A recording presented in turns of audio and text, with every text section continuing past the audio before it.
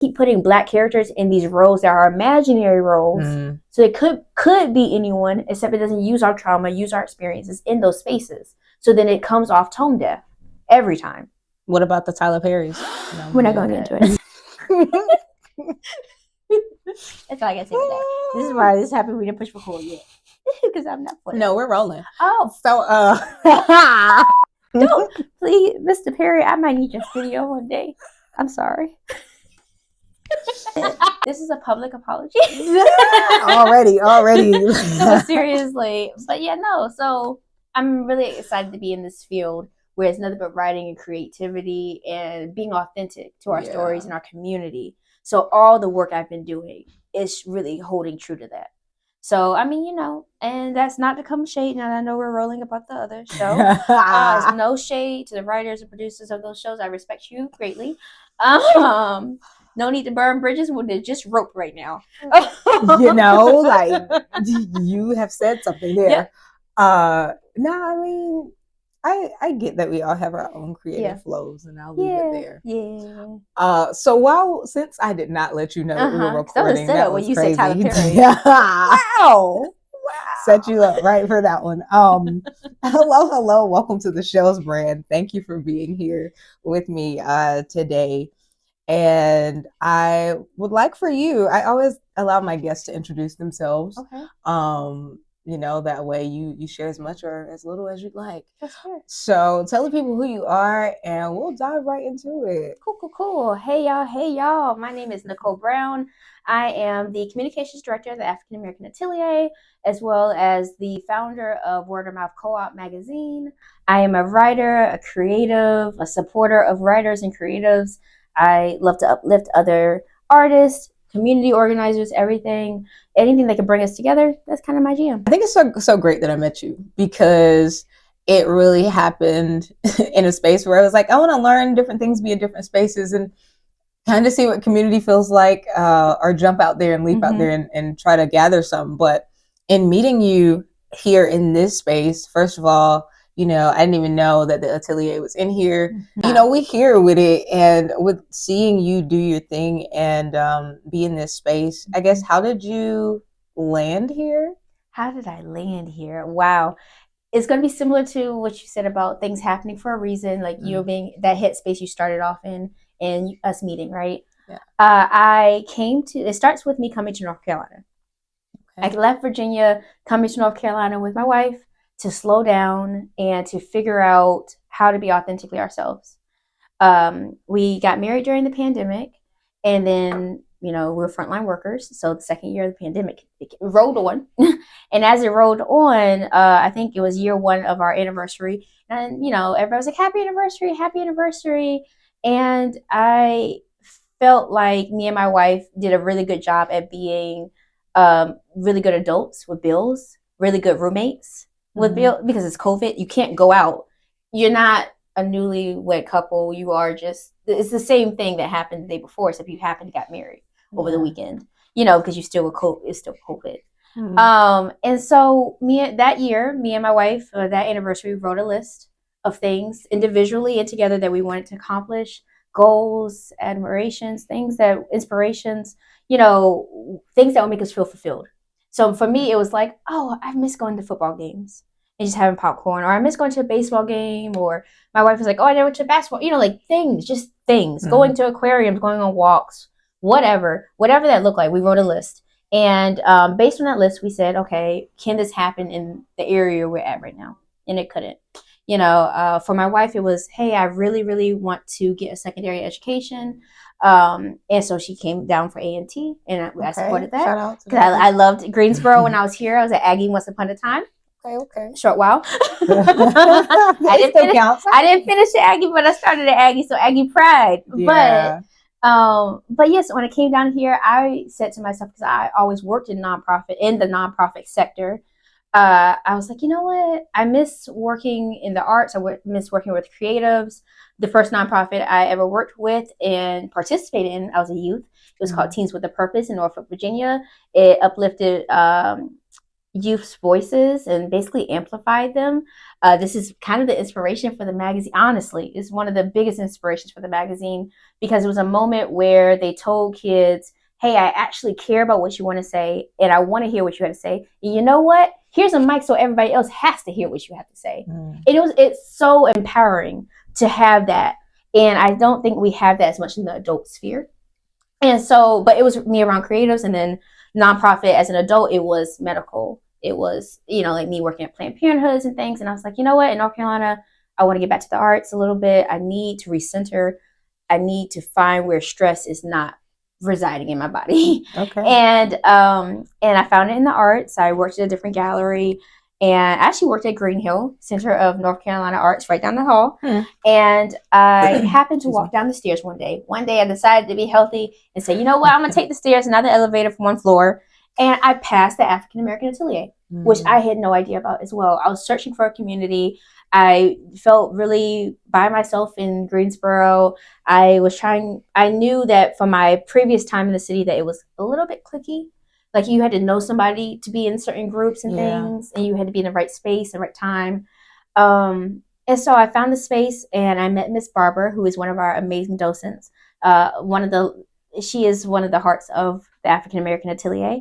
And I told her, I was like, hey, I want to learn how to do communications. I came to North Carolina to figure out how to do remote work, and I want to be doing graphic design. Can I volunteer here? Can I donate my time?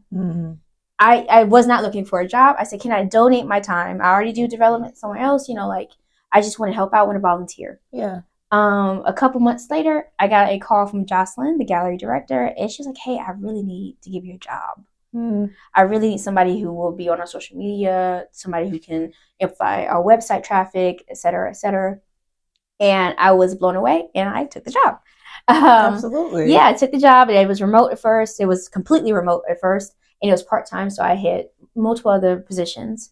But like I said, it happened because I just came in, I saw a space, I felt something, energy or whatever. And I was like, you know what? I just, I wanted to do something nice. And, it was simply that. I wanted to do something nice, and I also wanted to learn at the same time. And I knew I had to practice, and maybe that means giving my skills when there weren't any skills at the beginning. I could show you some of the original work. But I was so grateful that someone gave me a break, and not just that, but it was like, you put some good out in energy and something good came back. Yes. And you had no idea what was happening.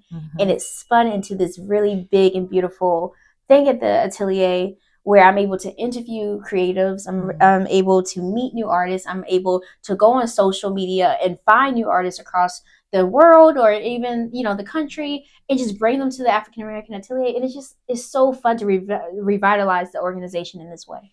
Yeah, no, I think that's dope, and that's how you landed here. Yeah, that's my great.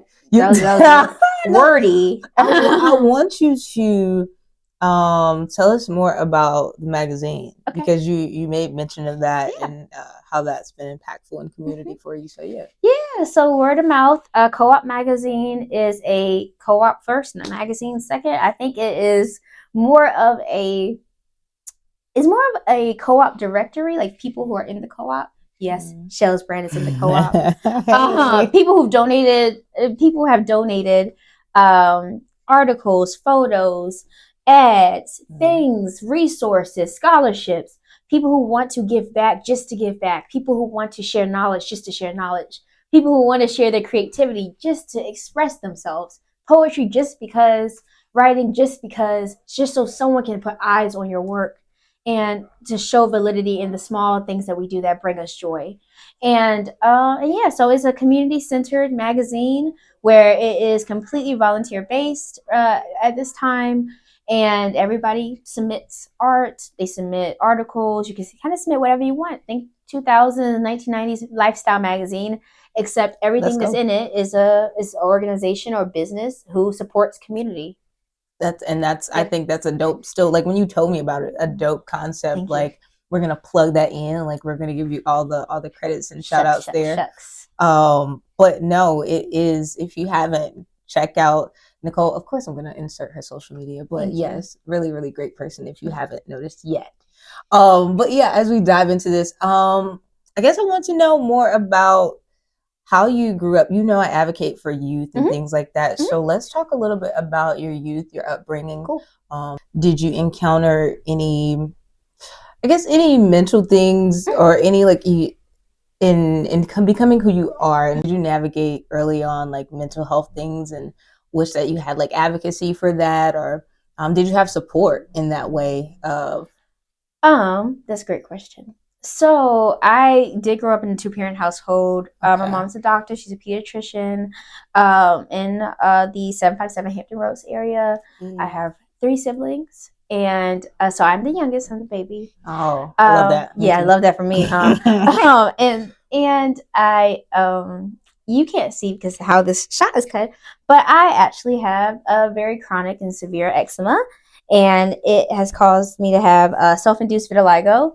And as a kid, I didn't have a lot. Most people would think it was like self-image. No, I always knew I was fabulous. Okay. Unfortunately, humility is one of the things that I lack sometimes. But because personality shines through, y'all. Yeah. But I really had to go through coping, being sick, and being a sick kid, and having friends who did not recognize that I was so sick because I am Southern. And when you're Southern and sick, you can't show that. You pull yourself together. Yeah. There's a lot of times that you pull yourself together. Only this year, after the birth of my daughter, I had a huge flare up. I have not had a flare up in maybe almost 10 years. I had a huge flare up because of stress, and it ended up being a stressful labor for my wife. And we weren't expecting it, but I had a huge flare up everywhere that was very reminiscent of my youth. And I realized that for a very long time that I was masking as a healthy person. And I was not giving myself grace. And I was not filling up my cup. I was not resting when I was tired. I was not, I was not giving myself the meditation I needed. And when I was younger, I would fill up that space with distractions so that I did not recall or remember the inflammation and the pain and like the itchiness and things. I would have 3 jobs at a time, and I'll be boom, boom, boom, boom, boom. I was very zippy. I'll stay busy, and I didn't realize it until this last flare up. I realized oh no, I was distracting myself. I was trying to stay distracted since me being a kid all the way to my adult years. I stayed distracted and stayed busy doing things, either helping people, giving back, all these things, but they were all ways to distract me from the fact that I was in pain and my body hurt and I was tired. But because if you can keep doing fun stuff, why would you not want to do fun stuff? It's kind of fake it till you make it kind of vibes. Okay. And I can say that there's some moments you do that, but this year has really taught me to be honest with my community. If people are actually in my community, I can say I'm really tired. I'm so sorry. I'm really I wish I could, but I can't. And because, the fatigue might get to you, or, I'm really itchy. Hey, I actually had to stop by Rite Aid because I needed some antihistamines. I need some Benadryl real quick. It's still flaring up a little bit, whatever. I'm choosing to be more honest because I am choosing to not mask as something I'm not. I am healthy. I'm getting better. I am getting stronger. I feel good. I feel healthy. But I think I have to remind people sometimes because my personality is so out there that, it's only one side of the coin you see right now, right? Yeah. And when I go home, it might be something else. And so so as a kid, I really masked that a lot, and I stayed busy. And when I turned 18, I would say for mental health stuff similar to people our age, parents were not saying go to a therapist or anything like that. But when I was 18, I went to college, and I came down to North Carolina. And I came from Virginia where I was busy. I was volunteering. I was doing this. I was doing that. I was writing. I was everything, right? And I was working. And North Carolina was really slow. It slowed me down in a way that it gave my body a space to be oh, no, something's going on. My mental health started flaring up. My eczema started flaring up. Things were flaring up with me. And I was why? It was because I was not keeping myself busy, things like that or whatever. Yeah. And I had a teacher who was really kind to me in A&T, and she was Nicole, you don't seem like you're sleeping. Nicole, you don't seem like you're eating. We appreciate those. I appreciate you. I appreciate you.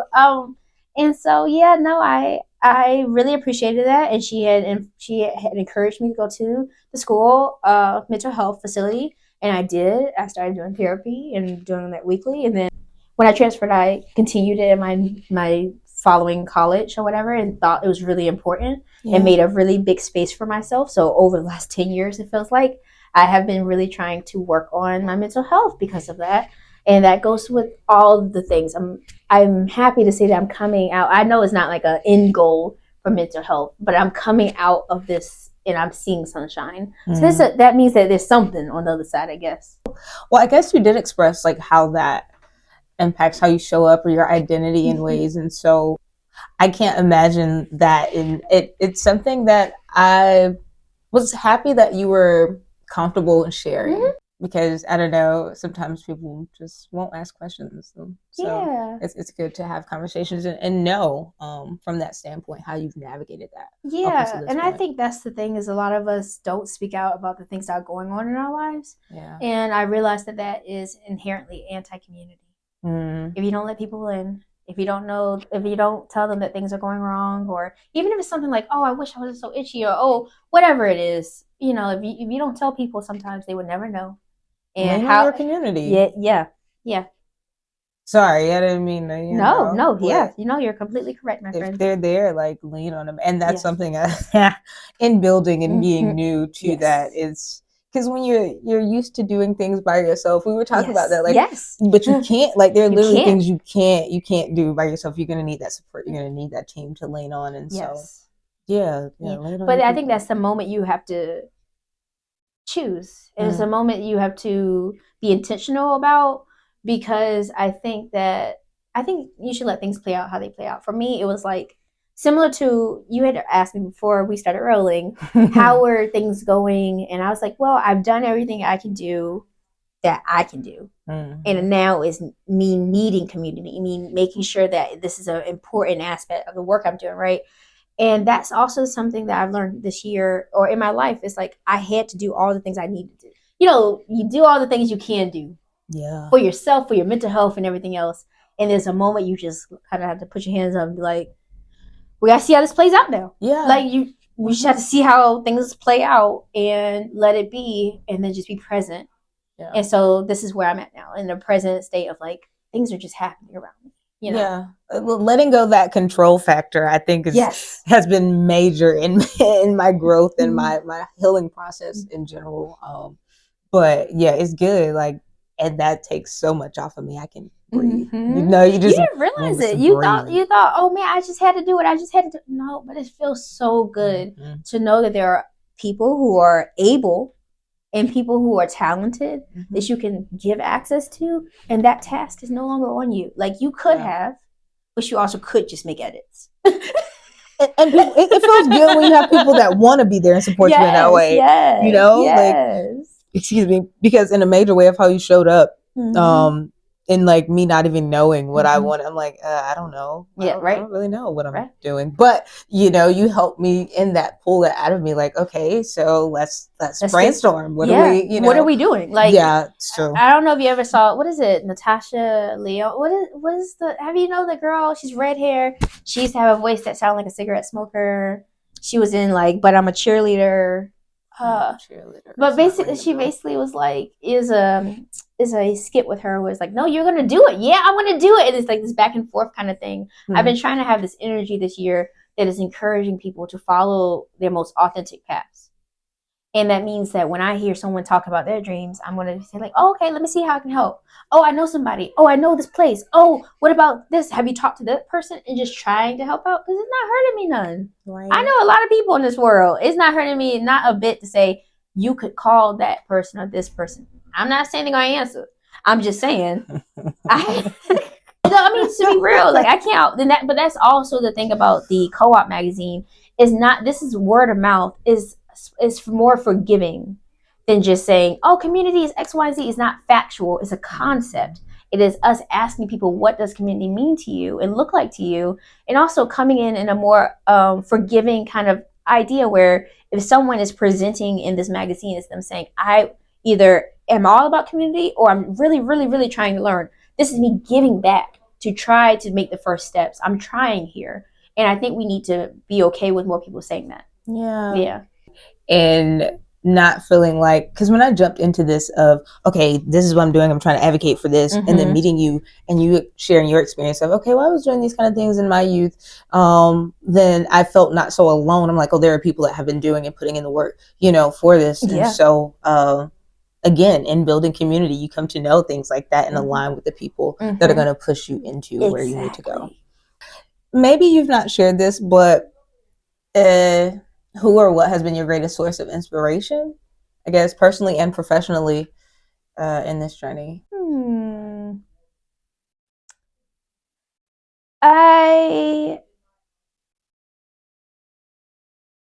It's not a singular person. I would have to say my family. Like I said, as a kid, I grew up really sick, and I was the youngest, not just of my siblings, but of my first cousins. I have a really lot of first cousins. Well, some people will say it's not that many, but I don't know. I think I'm number 12 of the first cousins. Okay. On just my mom's side. That might be a little. Yeah. So it doesn't feel like a lot. It kind of feels like a lot, but it's also big gaps in ages. Gotcha. So like my oldest cousin, the first cousin is 50 this year, and I'm 28, and we have cousins all the way in between.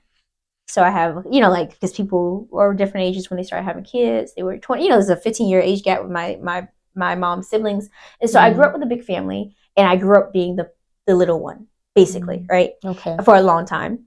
And because I was so sick, I stayed the little one for a long time because everybody was carrying me, everybody was holding me, everybody was greasing me up. I really, really, really feel like I was raised by a village.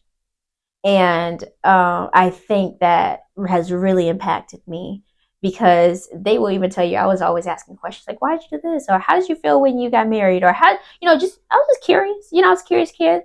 And I think that's developed into what I'm doing today. Is the talks that we had and things like that. It's me just getting to know people and just wanting to. And it's really interesting because people say like, oh, everybody's raised by a different parent. If you have one parent, if you have two parents and siblings that were born different years or whatever, everybody's raised by a different parent. Yeah, I get that. And it's really interesting to sometimes hear my siblings talk about our family because they also have as much admiration and love for them. But for me, it feels like everybody's siblings. It feels like closer than just, we're cousins and things. Because everybody was holding me. Everybody was around me. I felt the most whole when we were all together. And so I think that has really inspired me. My grandmothers are 98 and 100 years old. That's beautiful. Yeah. And, they have really done the work over their years to give back to community, to be there with their families. And it has really molded the person I am. With that, I think that's really great in having a foundation that just nurtured you in that way outside of even, sickness or any illness or anything like that. Like to have that foundation, like I think is really amazing. And it's kind of lost. Yeah. Which makes me sad because even in godchildren, like I have godchildren, and even in that, like I try to be a part of that village. Like you said, being raised, like that concept, I think is so like dated to people, but it matters. It really matters. And I'll be honest, I don't think if I wasn't sick, I don't think that's what I would have received. And it's not a bad thing because not everybody. I don't think my cousins will refer to their family that way or my siblings. I know how I feel. And how I feel are like my cousins are like everybody's like siblings, and there's just siblings who live with you and siblings who don't, whatever. And there are the aunts who are the funny and quirky ones, and the ones who give the best hugs, and the ones who everybody had a place and a reason, and it made sense. The personalities made sense to me in the world that I lived in, and that's how I try to raise my daughter. That's my hope for raising my daughter, is being very intentional about who and what energies around her, people who are giving and caring and just want to be there, and not forcing people to be in others' lives. Like it felt like people wanted to be near me. It felt like people really wanted to pour into me and help me. It might have been because I was sick or whatever as a kid, but it was the fact that you could feel that love. You felt them wanting you to get well. And that's a different feel, like when you feel that energy from so many people just wanting you to be well and all this other stuff, it feels very impactful. And I don't think enough people know how that feels. And I think that if there's a good thing about me being a little sickly, is that no, seriously, I got all the hugs. I got all the hugs. I got all the love. I got all the singing too. I was a nurtured baby. I was a nurtured child. And you know, I appreciated it. You know, let that be the standard, though. Right? Let that be the standard. That's what I was going to pivot into, of asking you about, you know, and having a baby, and this being, you know, parenthood being fresh and new for you. Yeah, that how you guide her, I think, is going to be really important, and how she shows up in the world, and the cup that you've been filled with to pour into her, I think is great. Exactly. And I think that I watched a video recently that said, like, you know, American parents tend to say, you know, I didn't raise you this way. And, you know, in other parts of the country, I mean, not country, other parts of the world, they see it differently. And I believe he was Buddhist, and he was talking about, like, he sees it as a seed. If you can imagine getting miscellaneous seeds from a farmer. Okay. And he just said, here's some seeds for you. And you plant one. Your only job as a parent is to water it and make sure it thrives. That is your only job. It's just to make sure it thrives through the environment and it is nurtured, right? And you can be surprised if it's a lemon tree or apple tree or anything, a bush or whatever it is. Because it's not your problem to make it turn or bend or whatever. It is only you to be there to nurture, to raise, to nurture, to shelter, and to watch in curiosity. Yeah. You know what I'm saying? Because you must grow into your own, being your own, whatever, you know? And so I think I love how you lay that out or explain that, because that's very insightful. Yeah, you just let it do its thing and watch. And you just be like, that's who. That's who you are. Releasing that control too. Of like, this is how I see you. I want you to be, but you can't really tell them who they are going to be in way of identity. Exactly. Love them into that, please. Yeah, please. And you know, love them into being a good person. You know, like giving back, all those things. But like, your kid is whoever they're going to be. And I think even now, as an infant, my baby girl is quite energetic, quite talkative. I am excited to see who she's going to be when she grows up, honestly. And in a way that does not feel like, oh, she's going to be this or that. It's like, I'm just curious. I look at her, I'm like, I wonder what that thing is going to be. This little pupa. What is the pupa going to be today? A great opportunity to be able to parent and watch it grow. Like, watch.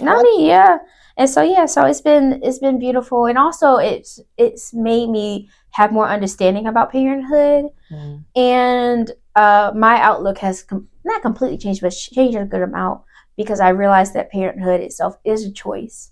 A lot of people feel like, you know, when they have a kid, they pivot as if they bought a new car, how to maintain a mortgage. You know, like, oh, okay, well, we can have this baby. Like, we have to think about daycare. We have to think about the dropout routes. We got to think about the other kids you might have, or how are we going to manage? And then they figure out how to manage, and that's how they do it, right? They manage with a baby.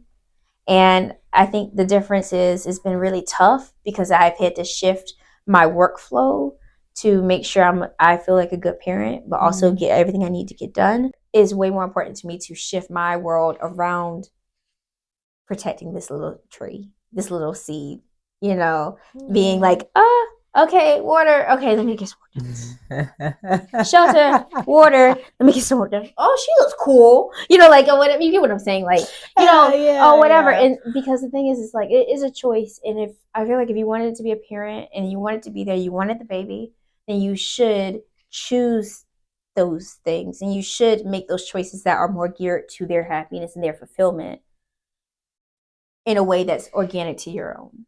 Yeah. Decisions or how children came about are all different, right? Yes.